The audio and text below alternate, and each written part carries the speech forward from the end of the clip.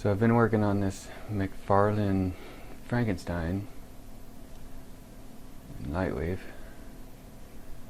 and I thought I would just do a quick go over of how I got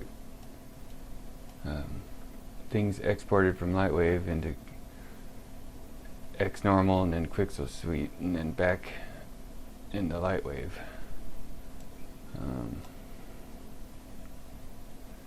And how I set it up so that the reflections and specular and everything all looked real good. Just made the textures look a whole lot better.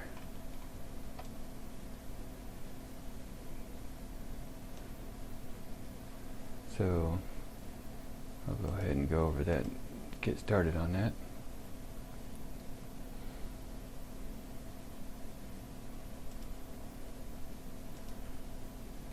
So the piece I'm going to be working on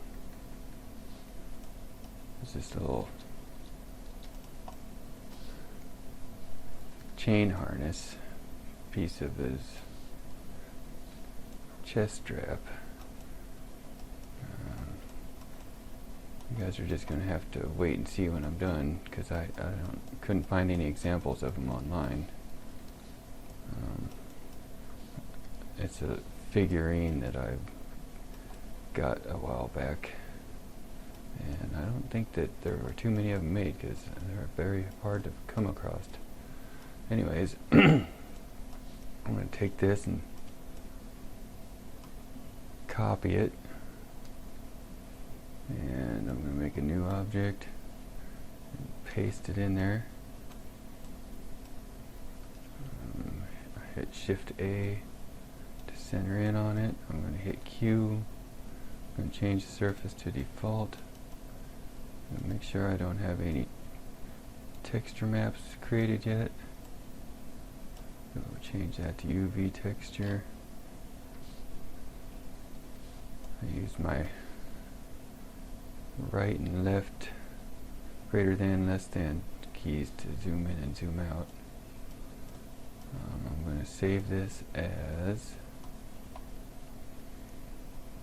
I'm going to call it Frank's chest strap chain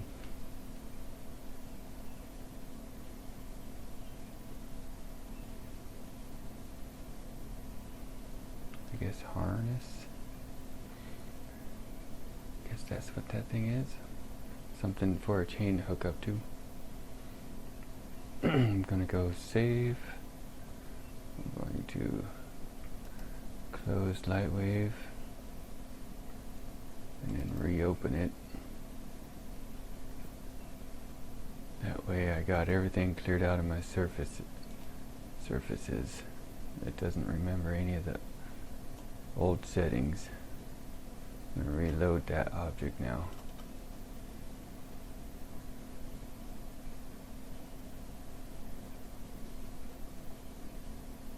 I'm going to press A to center in on it.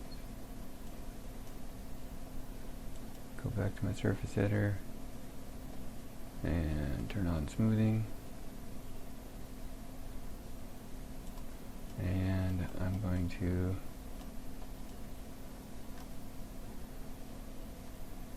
break this apart because I want this ring here to be have different textures on it than the belt part here.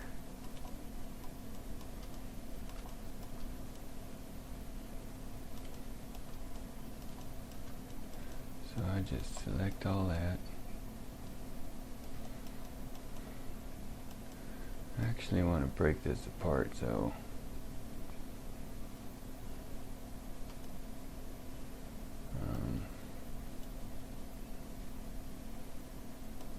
because I think I'm going to not have it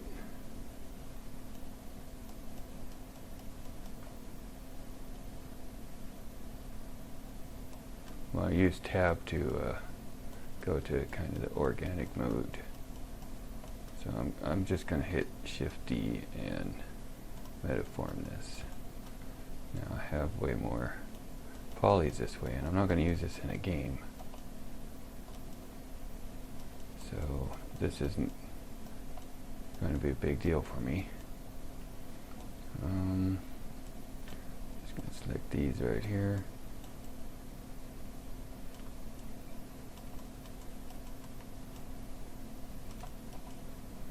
And then I'm going to hold down Shift and hit the right arrow key. Oh wait, no. The right bracket key. Shift and the right bracket, and I'm going to do it one more time. There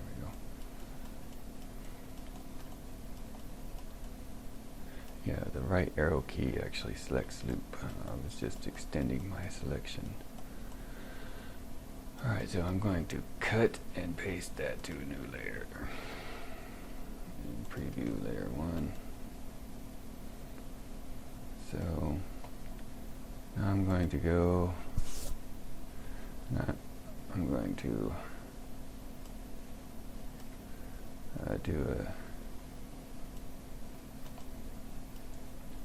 I'm going to go to edge mode here. Edge mode. And right arrow. Select that edge, and that way Lightwave knows how to unwrap this the way I want it unwrapped. I think I'm going to go this way too, right arrow. So let's see what this looks like when I unwrap it. Yeah, I like that. That's pretty good. So I'm going to go to point mode, hit Y to rotate it a little bit. I'm going to use T to transform, I do believe is what it's called. Well, the move tool is T. I'm going to hit H for stretch, and I'm going to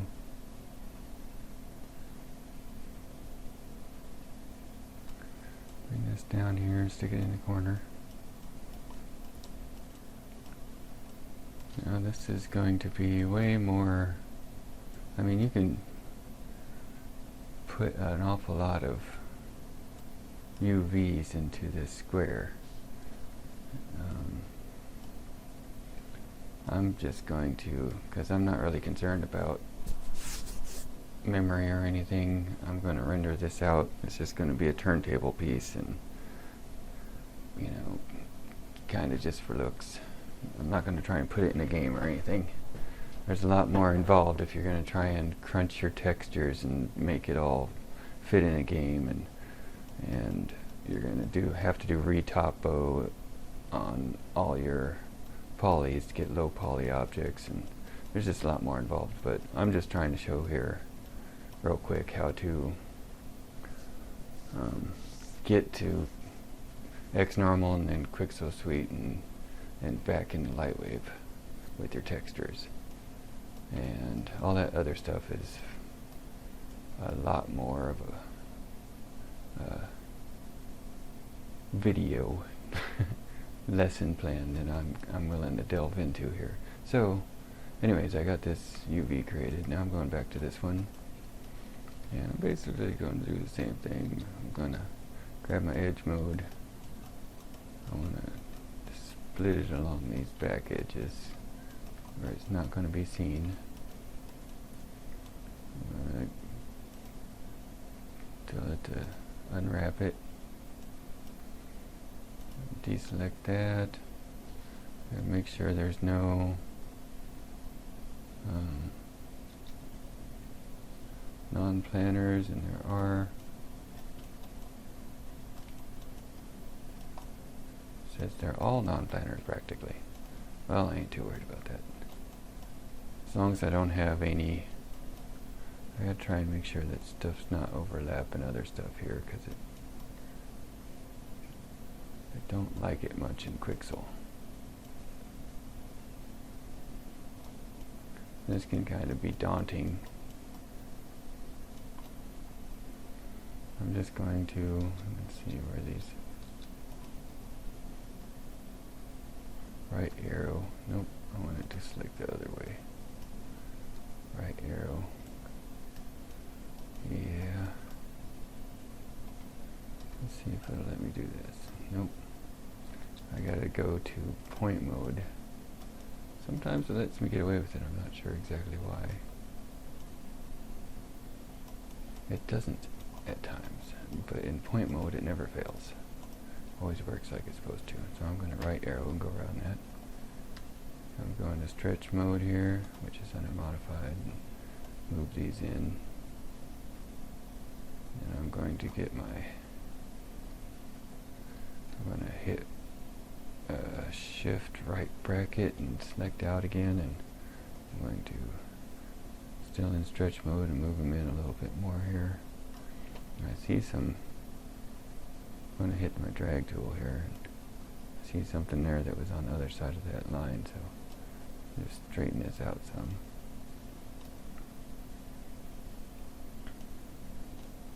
Doesn't have to be perfect.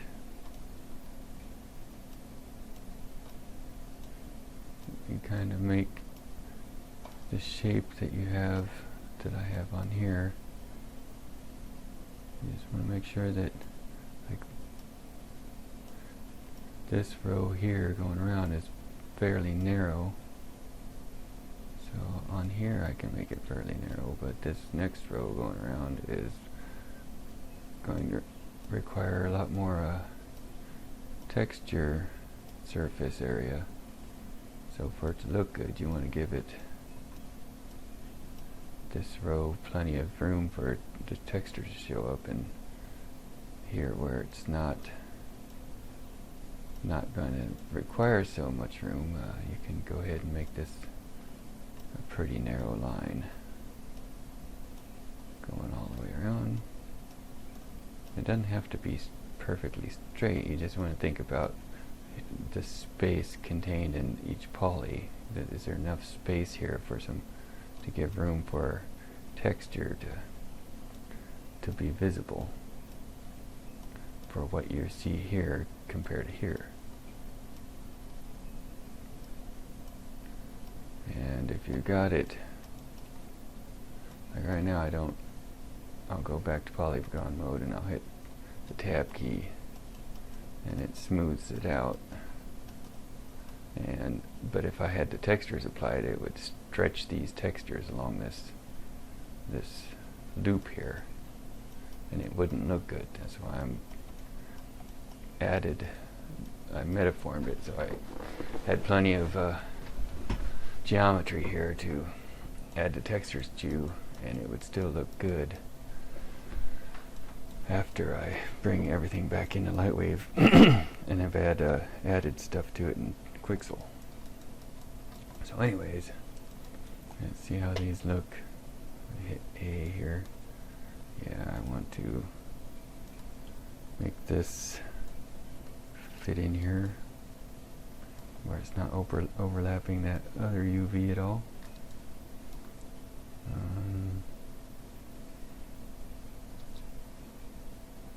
Honestly, I'm going to hit shift right bracket and select all this inner stuff here, and go to H and stretch it out, because I'm not concerned at all about how much surface area I leave that back polygon. It's never going to be seen, but I do want to give these front facing polys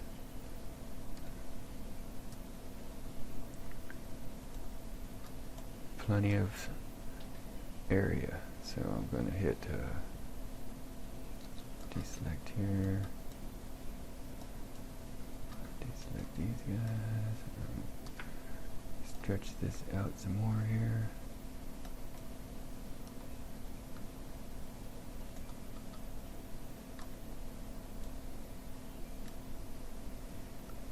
I'm going to hit shift left bracket this time, and that brought my selection in some, and I'm going to try and fill that out more, because that's still, that loop right there is still in the back here where it's not going to be seen. And shift left bracket again,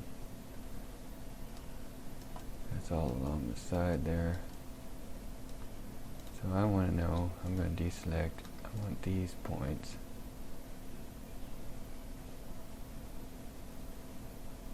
I want to make sure that there's plenty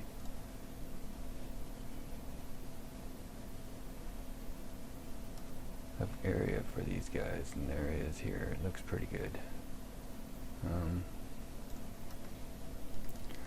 So now that I see where they're at, I am going to just kind of manually scooch stuff over here.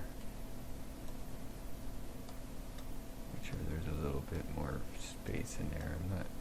This stuff ain't gonna really be visible too much from the side, but that's just a little too narrow for me there, so kind of nitpicking. And this is underneath of this, and that's not gonna look good when you go to do your maps in Xnormal. It'll wig out and build your maps weird, and then it'll look real bad when you take it into Quixel. So make sure you don't have any of this where something's underneath of something else. Make sure everything's got its own space.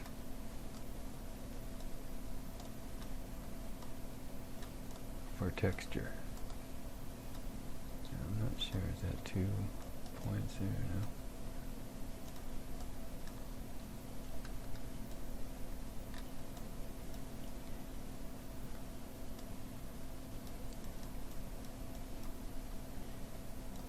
Is this 2 points here? No.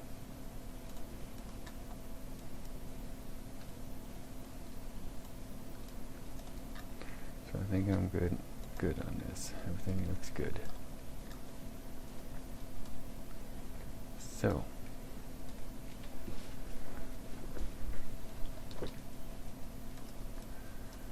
I'm going ahead and rename this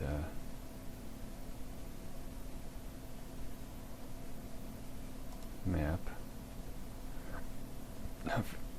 I've made shortcuts for all this stuff, so it's easy for me. And I kind of forget where everything's at because I always use my shortcuts.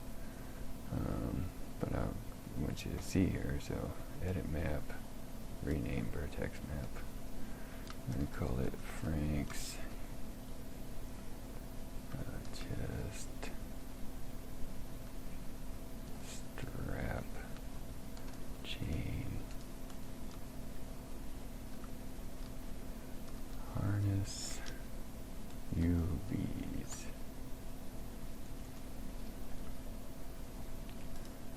Shabam. And then I'm going to hit S to save. So my asterisk went away, that means I've saved it. I'll go to surface editor. And before I output this as an OBJ, I have to come in here and tell it the projection and the UV map where they're at, and tell it to use those textures. And I'm going to click right here and hit S and save again. If you have this surface editor selected and you hit S, it tries to save, it makes a preset to your presets panel, and instead of saving your model. So that's why I click down here off of that surface editor panel before I hit S. Anyways, if you don't do this texture editor setup like this before you save it to object OBJ file, it won't export the UVs from Lightwave into the OBJ. So you just, that's what you do if you're having trouble getting your UVs out of Lightwave. And also leave this name as default, because I've had problems with Quixel Suite, and having a different name here, I don't know, it doesn't always happen, but I get little glitches sometimes. Just like I get glitches with this relax UV on occasion, the PLG relax, and it works great. And you know, as long as you don't take it to into Xnormal, I get problems with this PLG relax UV and Xnormal. It's some sort of vector point error I get. I don't know, and it doesn't happen all the time, just occasionally for whatever reason. So I just don't use it, and try to do it manually. So now I got that saved. I'm going to export it as a OBJ.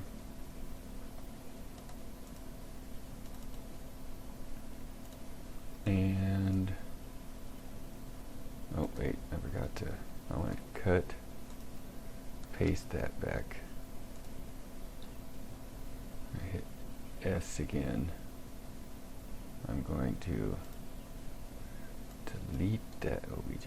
You don't really have to delete it. I could have overwritten it, but just because I have OCD, I guess. Okay, now I have it all on one layer. That's the way it should be. I'm going to go resave that as, or re-export it as OBJ.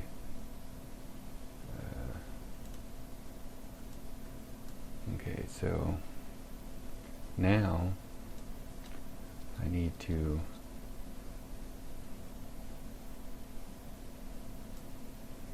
now I can make a separate surface for this. I'm not going to save it. I just need it for exporting the color IDs.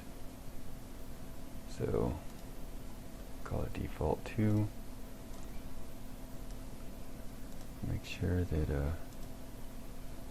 default 2 smoothing is on.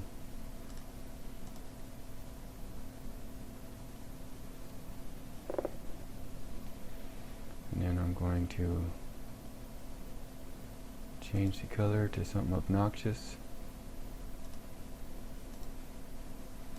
Change this color to something obnoxious. Let's see, clean. I want good contrast. Now I'm not going to save this, I'm just going to send it straight to layout.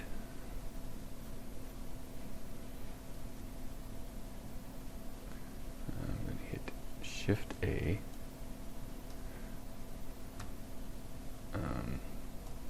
Something else I forgot to tell you is show you is how huge I made it. Knock this down to grid size 16 feet. I made it massive because you want it at least 10 times. Say you want a 6-foot character.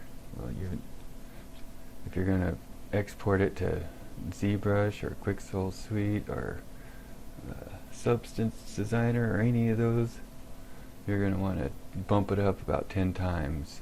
I go like 20 times just for good measure. But after the fact, you come back and resize it after you got everything created. But it just helps with, it gives you better brush sizes in ZBrush and better texture definition, and it just, everything works better if you bumped up your size in Lightwave. Just make all your characters massive, or your game assets, make them 10 times, at least 10 times whatever real world space size is. Say, like I said, a 6-foot character would be, you bump them up to 60 feet. So this thing, I'll show you when we get back into Modeler, but I'll use a measure tool and show you this thing's probably could be like 2 feet across or something like that, but it's really, on my character, it looks like it's only a couple inches. So anyways, I'm going to go to the surface editor, and you don't have to do this shader on both of them, just on one. Go to Surface Baker, double click on it, turn off these options, select your UV map you made, I would say 1024 would be fine for what we're using here, but you might want to go 2048 depending on what you're doing, and depending on how many UVs you have inside your map. You might even want to go 4K on them. I always export as TGA because it seems to be pretty standard in the industry. I'm going to turn on anti-aliasing, give it a name. I'm going to make a new folder, Frank's chest belt chain harness, and this is going to be for 3DO. Go in there. I copied that name so I didn't have to retype it out. I'm just going to call it IDs. Let's save. And then before I render this, it'll throw an error if you don't tell it to turn off the multi-threading. Just use one thread. I would show you, but it's just, you know, you can find out for yourself if you don't believe me. But turn the multi-threading to one thread just temporarily. I leave all these windows open because I'm going to close them when I'm done. Go to render, render frame. It'll bake it out.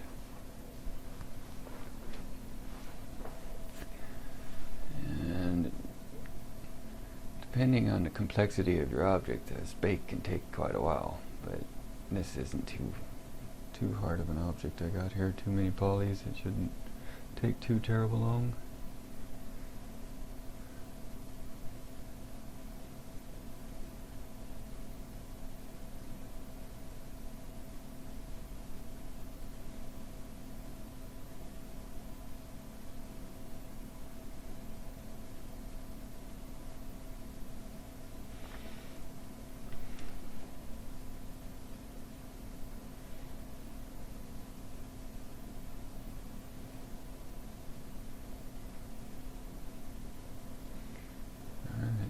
Go. So this is not what we got. I'm going to abort this. This is what we got, and it should already be saved in that folder. Let me go look. Bam, there it is. So I'll go ahead and close this, turn this back on to automatic, close that, and just close everything out here. Let's exit. Don't save it. You don't need to save it. I'm going to go ahead and exit this without saving. See, it's still got the asterisk there saying I haven't saved. I do not want to save this. All I needed was that ID map, and I have it. And now I'm going to open up Xnormal.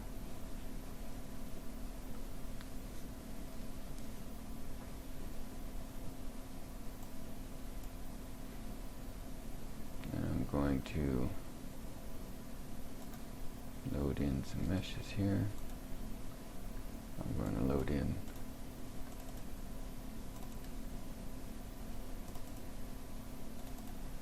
the OBJ. You can do Lightwaves, but the Lightwave objects, but I'm just going to go with the OBJ because I have to use it for Quixel Suite anyways. I know I made this object big enough, but I'm just going to bump it up to 10 on the mesh scale anyways. It's just a good habit to get into. Do it on both your low definition and your high def. Hit enter. Go to my baking options. I didn't make that 2048, so I'm knocking it down to 1024. I'm going to go in here and rename this tangent because I wanted to make the tangent space normal map first. sure I don't have anything else checked here, and go ahead and generate the map.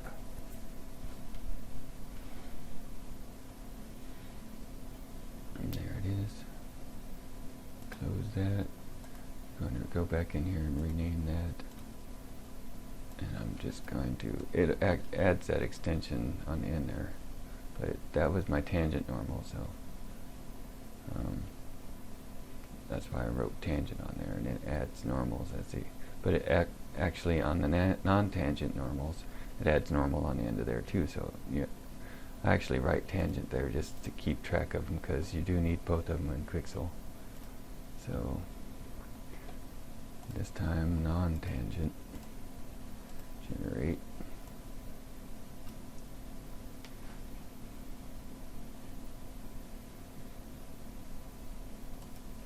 And then I'm going to do the ambient occlusion map, and you can see that one was the non-tangent.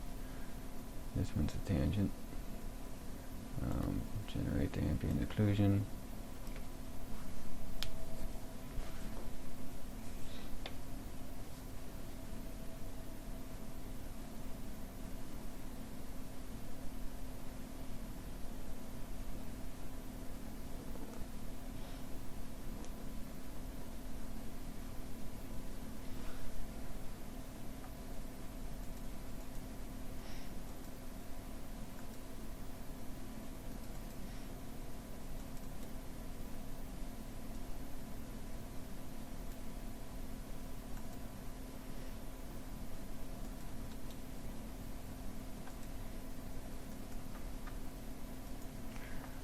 You guys love the waiting game, but I just wanted to show you the speed about that this goes. Actually, let me start the task manager, and you can see it's using all my resources on the CPU.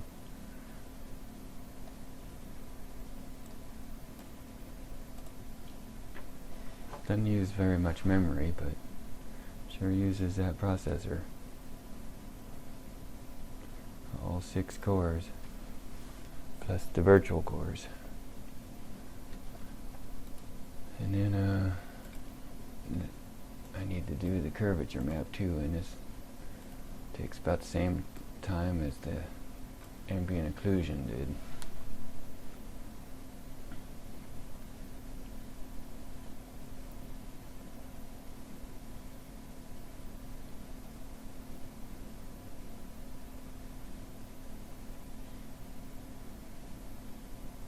Now if you have some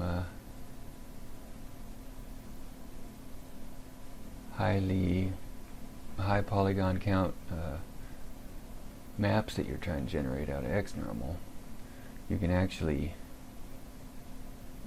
select multiple of these and hit generate maps, and when you come back it'll have them all, it'll do them all one after another going down the list. Except for you can't do the tangent and then the non-tangent normal.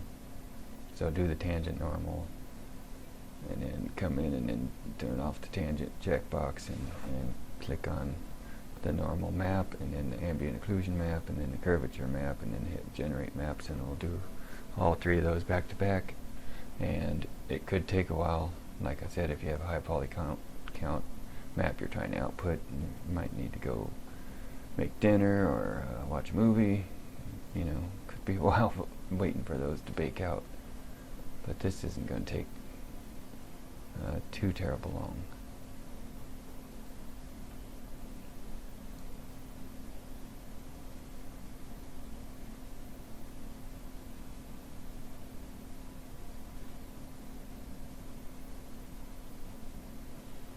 And depending on how much horsepower your computer has, I mean, if you're doing it on a laptop or something, you might be there for way longer.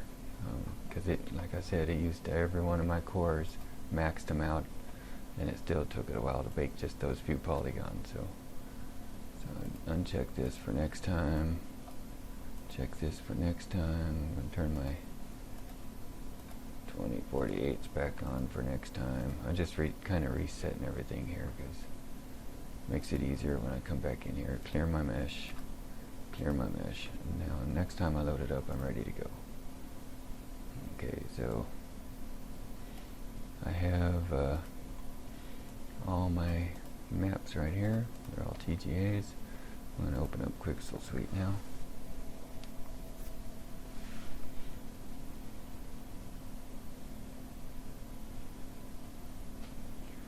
Just got this Quixel Suite. They have a sweet deal going on right now. It's only $80. You know, tax, but it's an awesome deal for what it does. It's a Photoshop plugin, so if you love Photoshop and want to extend it, this does a great job for extending the 3D, and you can paint on your 3D objects and I'm not going to show you all that. I'm just going to do a quick, like some presets out of DDO here, and use some of their presets. But you can, this program is just amazing. Everything that it can do. You've got to use that OBJ file. I'm going to bring in that material. This material ID is that ugly color map we made. This first normal is this tangent normal. The ambient occlusion, this object space normal, is the non-tangent normal we made, this object space. This is the curvature map here. And I haven't always had problems with this, but sometimes I do, so I click on this and make sure that it's got the right folder selected before I hit create, and then it don't give me any problems.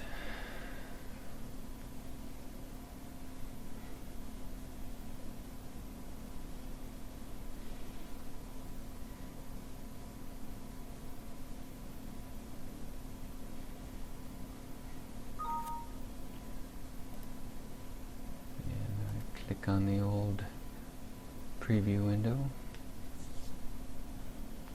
so I can see my object, and if you hold your mouse right on it when you're wheeling, it'll zoom in on that object. If you're out here or something, you can see it goes off in a weird direction, but if you got your mouse right on it, it zooms right in on it. If you want to try and spin around this kind of other space, you click off of it and hold down the Alt key, but I just click and hold the Alt key to rotate it around, and the wheel zooms in and out. Actually, the right clicker will zoom in and out if you're holding down the Alt key too. But anyways,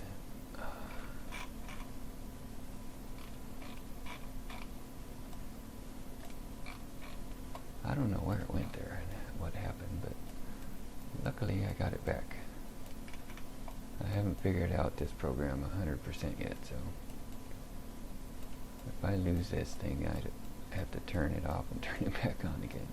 But anyways, hold down the C key and it brings up your ugly color ID, and that way I can pick which part I want to throw a texture on first, and I'm going to go with the leather part here. So I held down C and Shift key, and then I clicked on that, and it brought up the materials here that I can choose from. And I'm going to go with on my other leather straps on his chest, there was a brown worn leather. I really don't remember which one, but I think it was this one.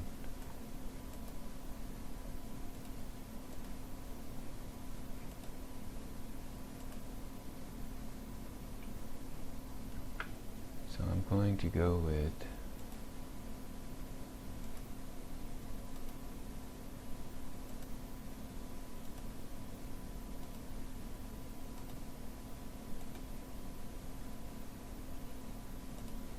I'm going to go with this one. I'm pretty sure that's the one I had on my other straps.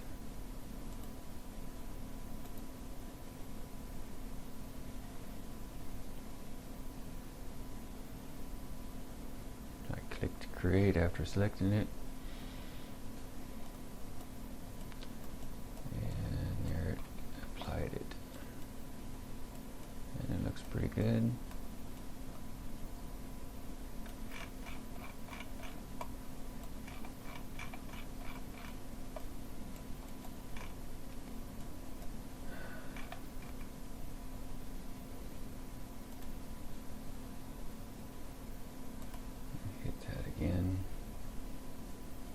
I closed it. I lost my object. I don't know where it went in there.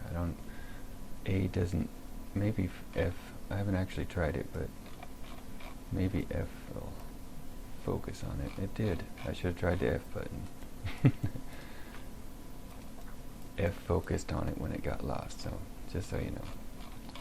I learned something new today. See, it's lost, hit F. Zoom. I don't know how it jumps out of there like that, but it can be annoying. That is for sure. So hold down my C key, hold down Shift, click on the pink, and this time I want a metal, treated metal. I think I'm going to go with this stonewash steel. Say create. And I do not want to add it to this currently selected group. I want it to be on its own.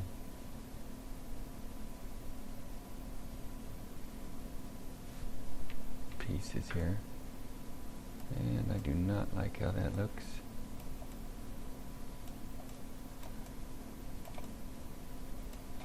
So I'm going to hold C down and Shift and click on it again.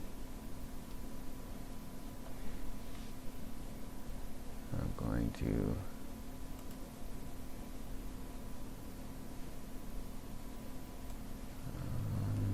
try for a different one.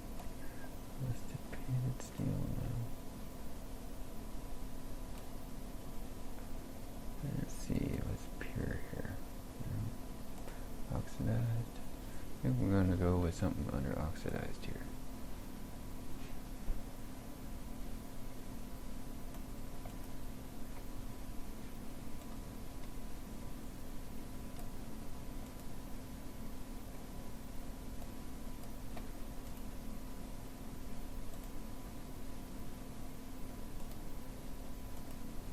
I'm going to try Rusted Steel 9.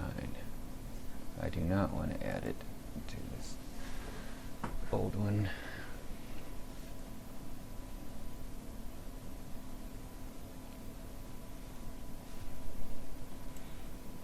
And that don't look too bad. I think that's what I'm going to go with right there.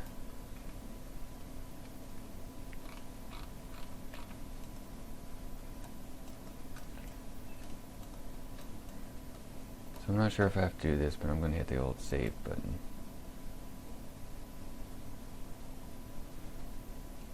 Just to make sure. I'm going to close this. I'm going to close Photoshop, say no.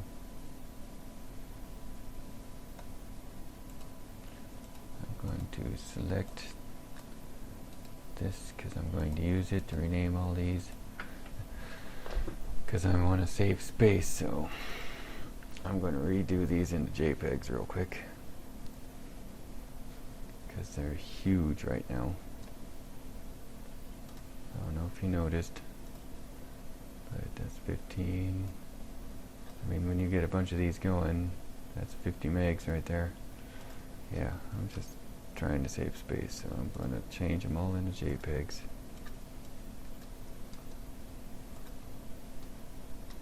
This is just me. My preference. Control Shift S to bring up your save as.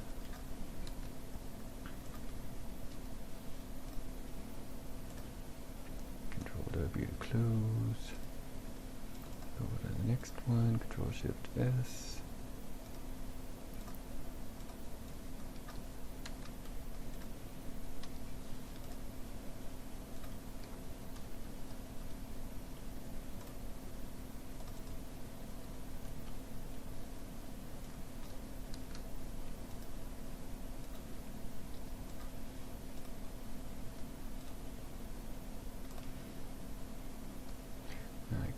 close Photoshop. I'm going to select these guys that I just made. See 1.18. That's way smaller. I'm going to move them out of there. I'm going to add this to a RAR file, because right now it's 88 megs, and I get them 500 gigabytes sometimes. They're huge. And there it is. I'm going to cut it, and I have a work folder there of ones I've already made. Put it in there. You can see these things. Some of them are, like this one's 262 megs compressed. I'm going to go in here and delete them because I've made that RAR, and if I want it I can open it back up. I'm just saving disk drive space here. I already got enough stuff in here. I don't need a bunch of uncompressed image files. So I'm going back in here. I'm done with this OBJ. I'll put that in a folder of worked files. I'm going to open that Lightwave object back up. Hit A. Go back into Surface Editor. Rename it the surface. Frank's. Just strap chain harness. Go back into that texture editor. I'm gonna load my image.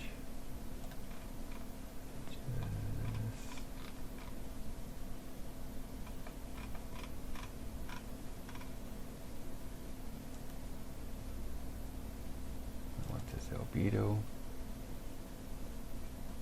and knock this down to 95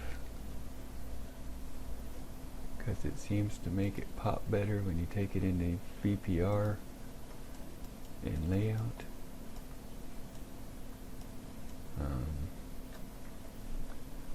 Turn my specular up.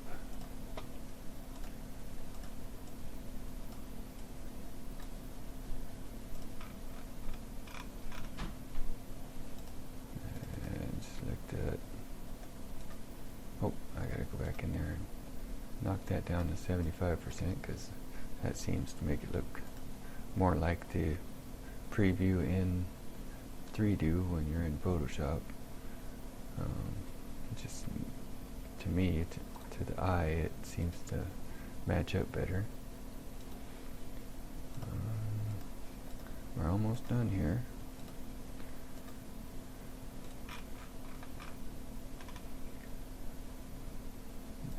Gloss.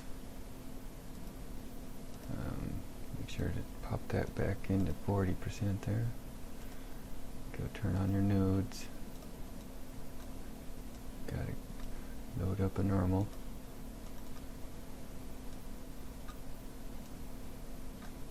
At least it's not a lot of work.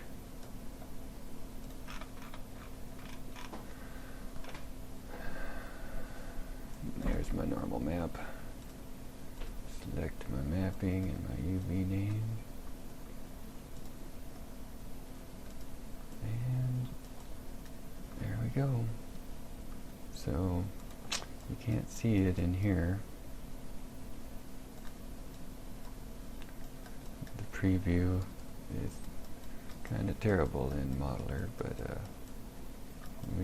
let me hit the tab button. You'll see how it stretches that texture out. It didn't do too bad. I may use the tab, but I don't think it looks too bad like that either. And this is not a piece you're going to zoom in on. So, I mean, if you really want a lot of detail in something, you may have to, go through the whole process of making it high poly and then retopologizing it down to a low poly object again after you've done all the mapping and everything. So I'm going to hit S and save this, and I'm going to load my original backup.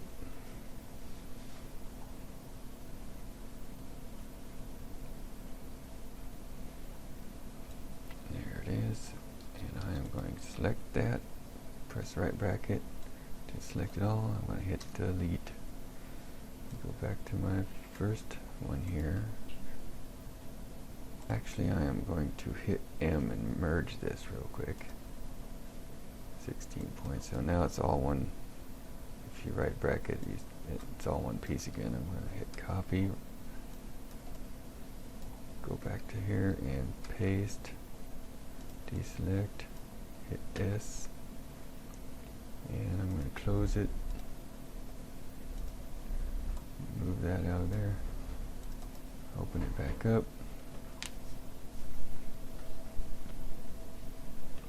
That way I don't have doubled up surfaces. I don't know if someone knows how to clear out old surfaces out of Lightwave without shutting it down and reopening it. It doesn't take too long to do, so it's not a big deal, but that'd be nice. Somebody could put in the comments or something. So I hit A. I'm gonna zoom in and make sure my piece is there. Looks like it's there.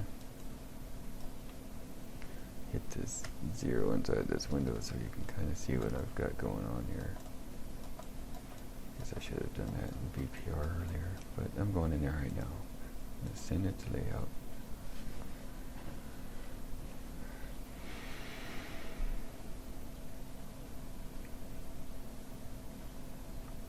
Oh yeah, I forgot to show you the size of him. Is pretty ridiculous. Got my measure tool. That little strap is right there. Right there. 41 meters. I'm gonna zoom out. How tall is he? He is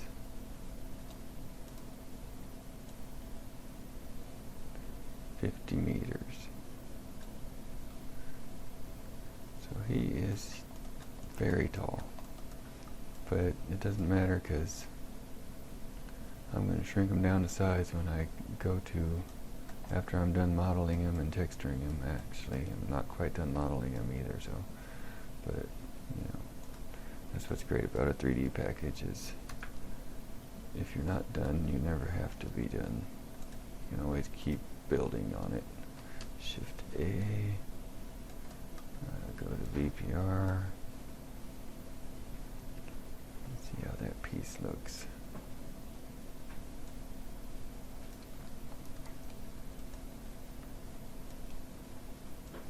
It looks pretty good.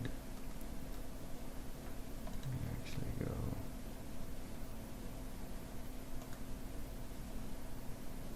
I don't know, I may have a little too much glossiness on it.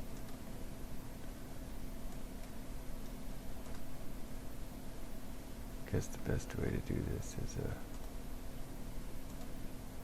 go in here and knock it down. That wasn't it, so we'll try specularity.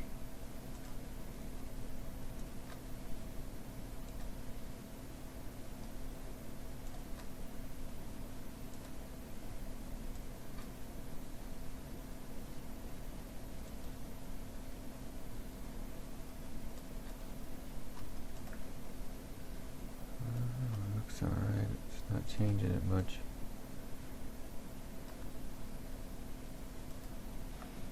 Let's see if I change this back up to 100. It just made it a little darker. See, that is not, remember it was a very shiny, silvery piece. That's not what I'm getting here. That's why I'm trying to change it.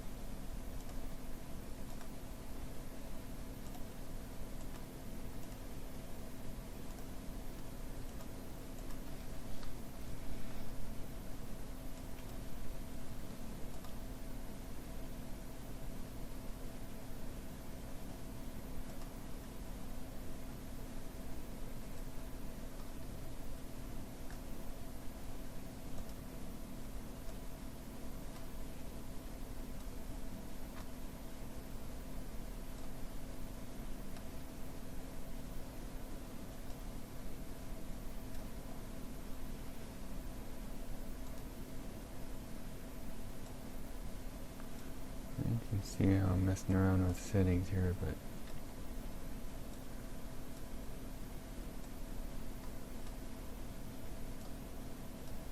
whatever is pleasing your eye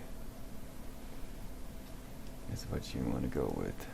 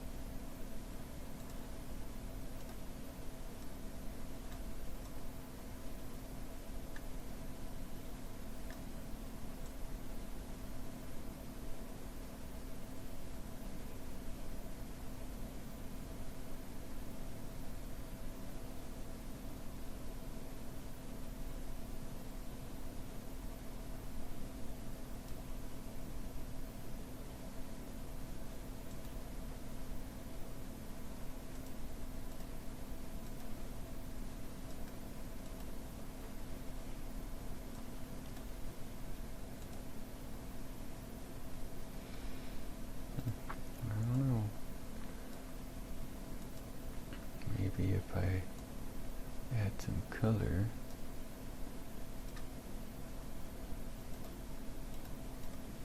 yeah, that lightened it up some, the world reflection. Let me kind of show what I got going on here. Change the light.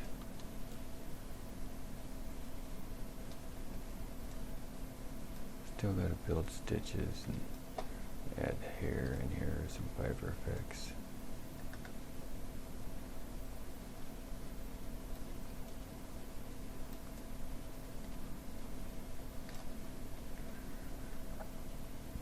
And go for that scary flashlight face look.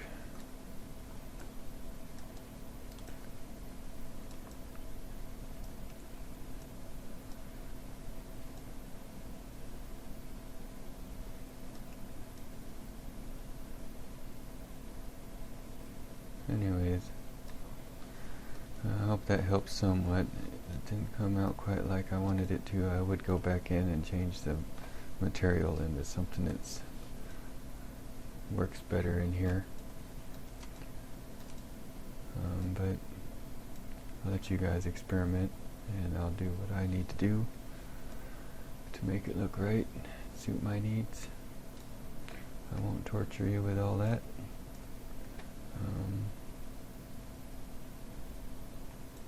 Hope I helped you guys out.